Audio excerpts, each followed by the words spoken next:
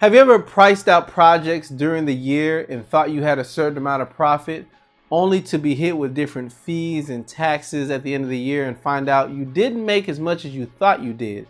That's what we're going to get into in this episode of Freelance Jumpstart TV.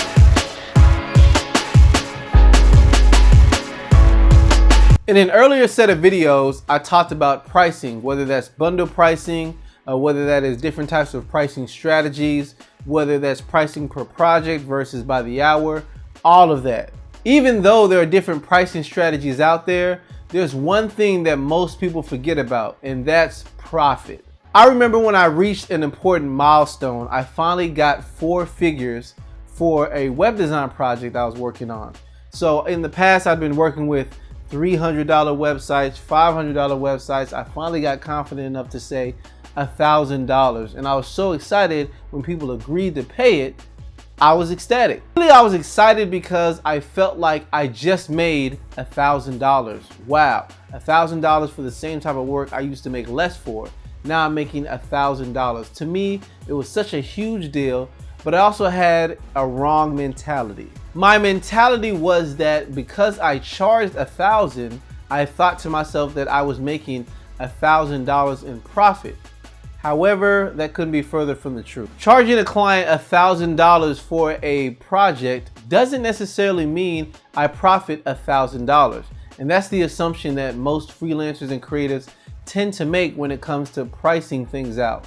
You have to take into account your expenses, but not only that, you have to take into account certain other fees, whether it be state taxes or federal income taxes, that really take away from what you actually take home. When I say profit, I don't just mean what the client paid you, but I also mean what did you actually get to keep and reuse in your business, or what did you get to keep and actually take home at the end of the year. Most people won't get what I'm talking about unless I give a mathematical example, so I'll tell you exactly what I mean. I'll use myself as an example. I mentioned earlier that I was excited because I finally got $1,000, and in my mind, $1,000 per client at the time was a reasonable amount. But let's look at that.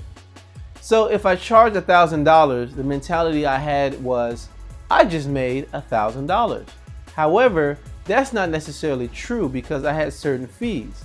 At the time, if the client chose to pay online via PayPal, then I had processing fees. So I really didn't go home with $1,000. I went home with $970 that I actually got to keep. The temptation is to think that I actually made $970 and I got to keep that as profit. But that's not true. But for the sake of this conversation, we're going to assume that is true. So let's say I keep $970 as pure profit. That's not going to happen at the end of the year because I am going to be taxed based upon my income minus expenses, and whatever the net income is, that is what I'm taxed on. So there's different tax brackets, and it ranges from 20 to 30% based upon the total amount of income that I get for the year. But once again, for sake of conversation, let's go ahead and say that it's 25 to 30% of what I'm profiting is going to be taken away. So I started with $1,000, about 3% was taken away in processing fees, which left me with $970. I assume that that's going to be pure profit. If it was, I kept that towards the end of the year. I'm actually going to lose, for the sake of this conversation, we'll say 25%.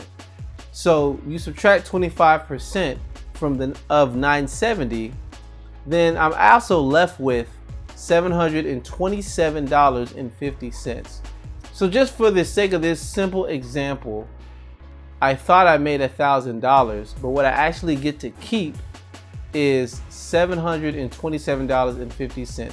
That is a very huge difference between $1,000 and where I'm at now, almost $300 worth. In this simple example, I made a lot of assumptions. As I mentioned, throughout the year, normally I'm gonna make more money. Also throughout the year, I'm going to spend money on certain expenses. I'm gonna buy certain things. So I may not be taxed exactly on the pure amount of profit I get because it depends upon what I spend.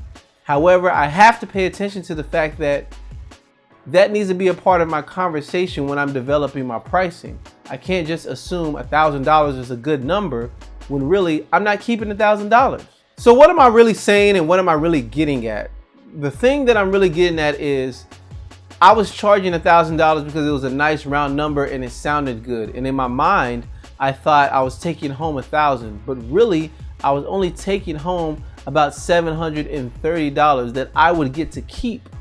So looking at that from that perspective, you have to think about the fact of what can I charge so that I can actually keep $1,000. I should have been quoting people perhaps $1,300 or $1,500, some number like that, so that I can take home $1,000. I'm not saying take a price and artificially add more just so you can keep more, but what I am saying is you have to think about all your expenditures throughout the year and really develop a price that you're comfortable with so that you can know what you're going to take home. I broke down this example on a very simple level. If you wanted to do this exercise really for your business, develop the best price, then you'd have to take into account all of your anticipated expenses throughout the year and think about how many clients you also want to get throughout the year in order to develop the right number.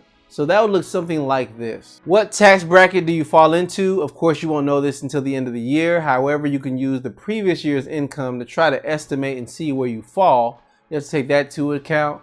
I live in Texas, so we don't have state taxes, but maybe where you live, perhaps you do have state taxes. You have to take that into account as well. To sum everything up, think about what I'm saying and really just consider what you need to do. It's gonna look something like this.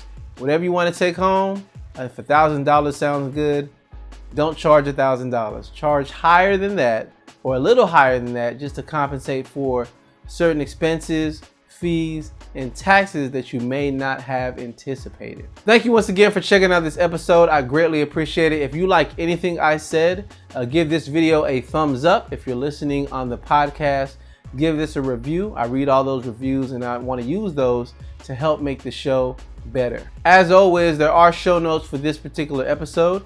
You can go to freelancejumpstart.tv/35 and you can see the notes for this particular episode.